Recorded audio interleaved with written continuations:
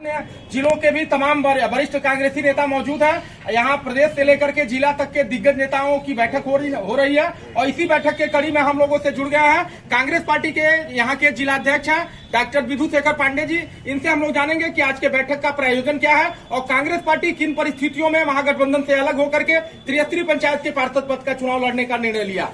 स्वागत है अध्यक्ष जी। आज की यह जो हम लोगों की बैठक है, आप सभी पूरे बिहार की जनता यह समझ चुकी है अब इस बात को कि महागठबंधन बिहार में अब रह नहीं गया। जब राष्ट्रीय दल कांग्रेस ही गठबंधन से अलग हो गई तो महागठबंधन रहा नहीं। कांग्रेस पार्टी ऐसा चाहती नहीं थी। हमारा आला कमान और हमारा प्रदेश नेतृत्व यह चाहता था कि भारतीय जनता पार्टी को रोकने के लिए जो महागठबंधन बिहार में बना था और जिसके आशातीत फल भी प्राप्त होने वाले थे, लेकिन राष्ट्रीय जनता दल के कार्यकर्ताओं द्वारा विधानसभा चुनाव में कांग्रेस प्रत्याशियों को धोखा देने के कारण जो हमारी सीटें घट गई, उसके कारण तेजस्वी यादव मुख्यमंत्री नहीं हो सके और दोष राष्ट्रीय जनता दल का और उसका ठीकरा हमारे कांग्रेस के उम्मीदवारों पर थोपा गया। विधानसभा के जो उपचुनाव हुए उसमें भी हमने कुशेश्वर स्थान की अपनी स्वाभाविक सीट को राष्ट्रीय जनता दल से मांगा, लेकिन राष्ट्रीय जनता दल ने हमारी उपेक्षा की और दोनों स्थानों पर वे चुनाव अलग से लड़ गए और परिणाम जो आया वह आप लोगों को देखने को मिला। बशर्ते कि हमारे कार्यकर्ताओं को, हमारे मतदाताओं को लालू प्रसाद ने चुनाव के एक दिन पहले यह कहकर कि मैडम से मेरी बात हो चुकी है, कांग्रेस के मतदाताओं को गुमराह करके भी वे जनता दल यूनाइटेड को नहीं रोक सके। लेकिन अभी की जो स्थिति है, इस एमएलसी के चुनाव में भी हम चाहते थे कि हमारा गठबंधन कायम रहे और हमने भरपूर मौका दिया, भरपूर अवसर दिए, लेकिन चूंकि बिहार में राष्ट्रीय जनता दल बड़ा दल है, यह हम निश्चित रूप से मानते हैं। राष्ट्रीय स्तर पर कांग्रेस पार्टी बड़ा दल है, लेकिन बिहार के स्तर पर हम मानते हैं कि राष्ट्रीय जनता दल बड़ा दल है और उसकी यह जिम्मेवारी है कि वह अपने सहयोगी दलों को साथ लेकर के और उनके हक की रक्षा करते हुए, उनके सम्मान की रक्षा करते हुए महागठबंधन को कायम रखता। लेकिन अपने निहित स्वार्थों और अहंकार के कारण राष्ट्रीय जनता दल के नेताओं ने और उसके नेतृत्व ने 2400 सीटों पर एक तरफा घोषणा कर दी।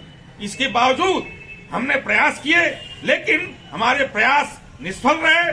ऐसी परिस्थिति में प्रदेश नेतृत्व ने केंद्रीय नेतृत्व के निर्देश पर, उसके इशारे पर अपने यह तय किया है कि हम 2400 सीटों पर त्रिस्तरीय पंचायत से के द्वारा होने वाले विधान पार्षद के चुनाव की 2400 सीटों पर कांग्रेस पार्टी अपने उम्मीदवार देगी। इस संबंध में हमने उसी कड़ी में हमने आज यह जिला कार्य समिति की बैठक बुलाई है और हम सभी लोगों ने इस बैठक के द्वारा अपने वरिष्ठ कार्यकर्ता, जिला कांग्रेस कमेटी के उपाध्यक्ष और हमारे समर्पित कार्यकर्ता जिनका परिवार ही कांग्रेस के प्रति समर्पित रहा है, वैसे सवलिया सिंह के पुत्र श्री अशोक सिंह जी को हमने सर्वसम्मति से अपना उम्मीदवार आज बनाया है और इस प्रस्ताव को हम आज प्रदेश में भेजने जा रहे हैं और हमें उम्मीद है, हमें विश्वास है कि ये हमारे तरफ से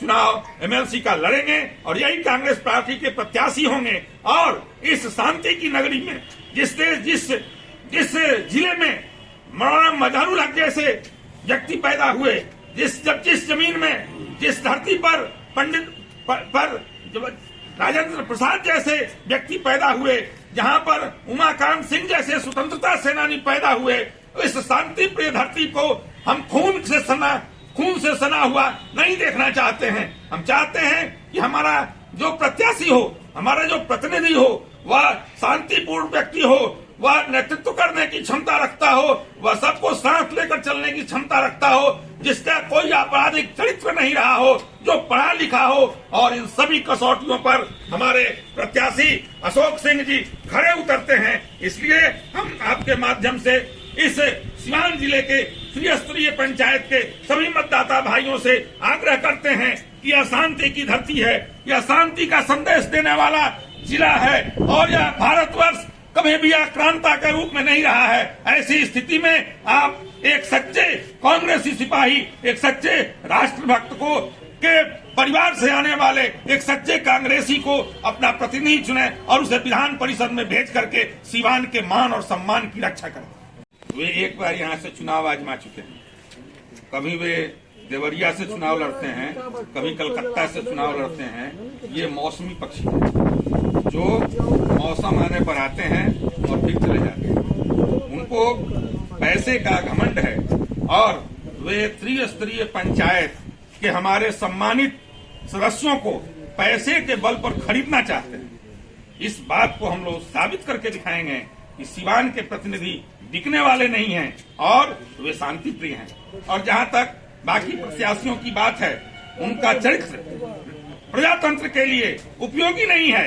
आज उनके ही दल के लोग आज सीवान के पूर्व सांसद मनोज सिंह का विरोध कर रहे हैं और कहते हैं कि वे AK-47 लेकर के घूमते थे। और आपने देखा सीवान की जनता मोहम्मद साहबुद्दीन जिन्होंने इस क्षेत्र के विकास के लिए जो काम किया वह कोई नहीं कर सका, लेकिन उनके गुंडों और उनके आपराधिक पृष्ठभूमि के सहयोगियों के कारण उनके नॉमिनेशन में, उनके पत्नी की नॉमिनेशन में जितने लोग भाग लेते हैं, अगर उतने ही परिवार के लोग अगर वोट दे दें तो वे MP नहीं, वे कुछ भी किसी भी चुनाव में जीत सकती हैं। लेकिन हम लोग, हमारे सीवान जिले की जनता उनके साथ उनको अपना शरीर तो दिखाती है लेकिन मत नहीं देती है। इसलिए यह सीवान और एक जो दूसरे उम्मीदवार की चर्चा चल रही है, वे निर्दलीय होंगे कि दल से होंगे अभी तय नहीं है, लेकिन उनकी भी जो पृष्ठभूमि है वह भी कोई साफ सुथरी छवि की नहीं है। अभी उनके एक भाई सजा जेल के अंदर हैं और किस अपराध में जेल के अंदर है यह सभी लोग जानते हैं। हमें किसी से कोई दुर्भावना नहीं है। प्रजातंत्र में जिसको शक्ति मिलती है, जनता जिसको चुनती है, वह हमारा मालिक होता है। लेकिन कांग्रेस पार्टी ने इस बिहार, इस सीवान की जनता को, सीवान के त्रिस्तरीय पंचायत के प्रतिनिधियों को एक सुंदर, स्वच्छ, साफ सुथरा, पढ़ा लिखा, ईमानदार और सच्चा राष्ट्रभक्त विकल्प अशोक सिंह के रूप में दिया है। हमें उम्मीद है कि सीवान की जनता इसको स्वीकार करेगी और अपने को काले धब्बे से नहीं स्वीकार करेगी और अपने मुंह पर कालिख नहीं पुतवाएगी। परिचय दे दीजिए। मैं डॉक्टर विधुशेखर पांडे, जिला कांग्रेस कमेटी का सीवान जिला का अध्यक्ष हूँ। आप लोगों की आयोजित की गई, इसका प्रायोजन क्या है? आज की बैठक का दो मुद्दा है। एक था कांग्रेस सस्ता अभियान पूरा करना और दूसरा मुद्दा है स्थानीय निकाय के चुनाव में श्री अशोक सिंह को किस तरह हम लोग रणनीति बनाए, किस तरह इनको हम लोग जिताएं। हम लोगों ने इस बिंदु पर पूरी तरह से चर्चा किया, विमर्श किया। कांग्रेस काफी दिनों के बाद स्वतंत्र रूप से या त्रिस्तरीय पंचायत का विधान पार्षद चुनाव लड़ने जा रही है। लड़ाई आपकी किससे है? यहाँ हमारी लड़ाई से ही सब लोग लड़ेंगे। जब हमारी अब बिल्कुल फूका जा रहा है तो सभी दल हमसे लड़ेंगे, हम किसी से नहीं लड़ेंगे, क्योंकि हमारे जो उम्मीदवार हैं वो स्वच्छ छवि के हैं और लोकप्रिय हैं और यहाँ के लोग जानते हैं। जैसे कम से कम आंदर, दरौली, जीरादेई, गुठनी, नौतन, पचरुखी, ये सब प्रखंडों में तो हर घर के लोग इनके पिता स्वर्गीय सोरिया बहू जानते हैं और इनके बारे में जानते हैं। बाकी जिला के भी आम जन, जैसे महाराजगंज लोकसभा में वहाँ के भी लोग सोरिया बहू को जानते थे, इसलिए किसी अछूते नहीं है।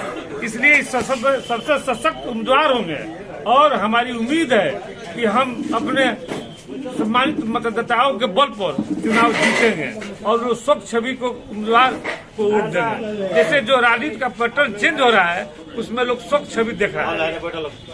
मैं विनय चंद्र श्रीवास्तव, पूर्व अध्यक्ष सीवान जिला कांग्रेस कमेटी, पूर्व महासचिव बिहार प्रदेश कांग्रेस कमेटी। सदस्यता अभियान चल रहा है जो 30 मार्च तक चलेगा और 30 मार्च तक कांग्रेस की ओर से टारगेट है कि सिवान जिला में कम से कम हम 1 लाख मेंबर बनाएंगे।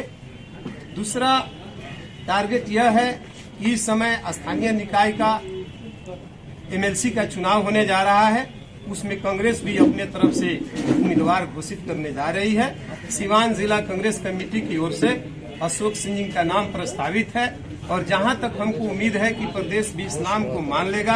अगर अशोक सिंह जी यहां का उम्मीदवार होते हैं तो हम कांग्रेसी मिलकर यह लक्ष्य है कि जितने उम्मीदवार मैदान में आए हैं सबसे साफ सुथरी छवि के हमारे उम्मीदवार होंगे और जहां तक उम्मीद है कि हमें किसी से लड़ाई नहीं है, जो भी उम्मीदवार आएगा वो हम ही हमारे कांग्रेस पार्टी के उम्मीदवार से ही लड़ेगा और जीत हमारी सुनिश्चित होगी। मैं रमाकांत सिंह, उपाध्यक्ष जिला कांग्रेस कमेटी से।